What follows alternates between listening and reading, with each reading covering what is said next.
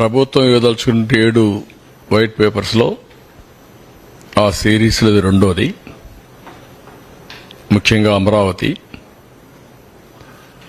ఒక అమరావతి ప్రాజెక్ట్, దాని ఇంపార్టెన్స్ ఏంటి, అదేవిధంగా ఈరోజు ఆ ప్రాజెక్ట్ని ఏ విధంగా నిర్వీర్యం చేశారు, ఏ విధంగా విధ్వంసం చేశారు, నేను అన్ని చెప్పిన తర్వాత మళ్ళీ ఒకసారి ఎక్స్ప్లెయిన్ చేస్తాను.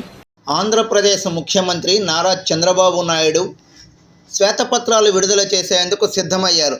అందులో భాగంగానే కొద్ది రోజుల క్రితం ఒక శ్వేతపత్రాన్ని విడుదల చేస్తే పోలవరంపై, ఇప్పుడు అమరావతిపై మరో శ్వేతపత్రాన్ని విడుదల చేశారు.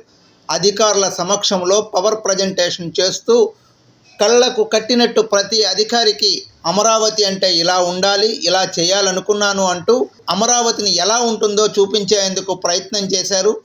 దాదాపు గంట సేపు పైన జరిగినటువంటి ఈ పవర్ ప్రజెంటేషన్లో చంద్రబాబు ఓ ఉపాధ్యాయుడు మాదిరిగా వారికి వివరించారు.